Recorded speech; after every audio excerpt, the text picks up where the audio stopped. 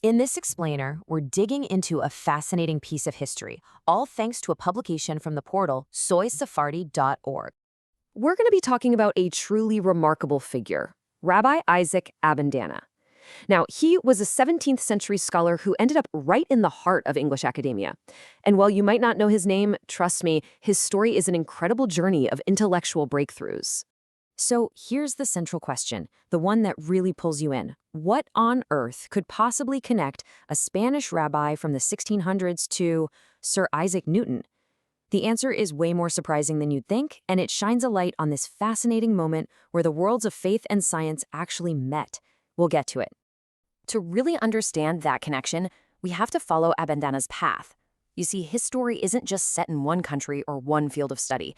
It's this sweeping European saga of scholarship and, well, resilience. Okay, so who was Isaac Abendana? He was born in Spain, the son of a pretty prominent banker, but his destiny was clearly going to take him far from home. He traveled all the way to Hamburg, Germany, to become a rabbi, and then he went to Leyden in Holland to study medicine. So this guy wasn't just a man of faith, he was a man of science and letters, a true scholar of his time. His journey really traces a map of intellectual hotspots across Europe. I mean, from his beginnings in Spain, he pursued rabbinical studies in Germany, then medical school in Holland, and he finally landed a teaching job in England. Each one of these steps uniquely prepared him for the incredible role he was about to play at one of the world's most famous universities. Now, to get the full significance of Abendana's arrival in England, we have to look at the massive historical shift that was happening at that exact moment. He didn't just walk into a university, he walked into a country that was completely redefining itself. Get your head around this contrast. For over 350 years, ever since they were expelled back in 1290, Jews were officially banned from England. Then, boom, in 1656, Oliver Cromwell's government formally readmitted them. This huge legal shift unlocked this wave of intellectual curiosity about Jewish culture and thought. So this long 366-year exile that started in 1290 ended just like that in 1656. And only a year later, you see this really tangible sign of a new community putting down roots, the purchase of land for a Jewish cemetery in London.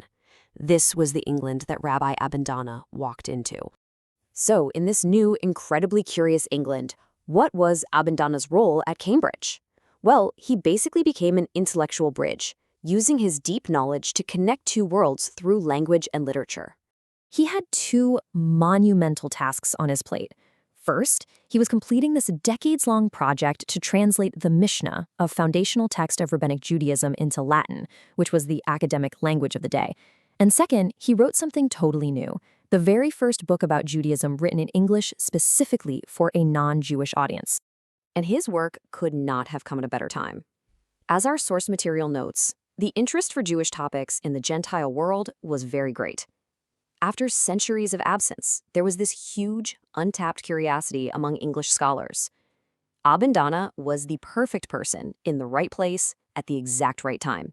His groundbreaking book was called Discourses of the Ecclesiastical and Civil Polity of the Jews. I know, it sounds super academic, but its purpose was revolutionary, to explain the entire structure of Jewish life, both religious and civic, to an English audience that was basically starting from scratch.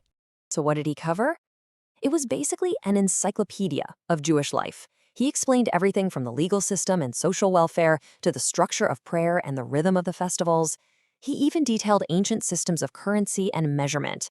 It was a complete primer on a civilization, and it was in high demand. And this, right here, brings us back to our mystery. Among the scholars at Cambridge who were buying books and manuscripts from Abendana to understand the Hebrew Bible was none other than his colleague, Sir Isaac Newton.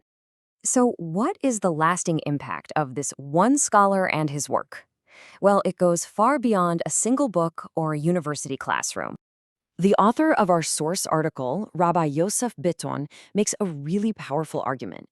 He says this book isn't just some historical artifact. He believes it's such an extraordinary introduction to Judaism that it should be republished today.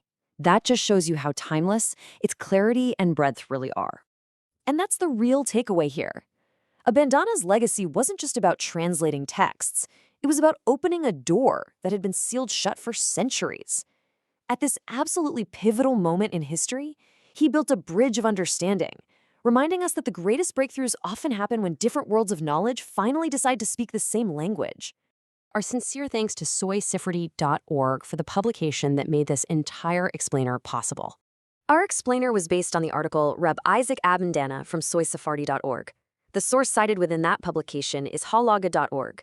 For further verification, you can always consult the Oxford Dictionary of National Biography and the archives of the Jewish Historical Society of England. Thanks for watching.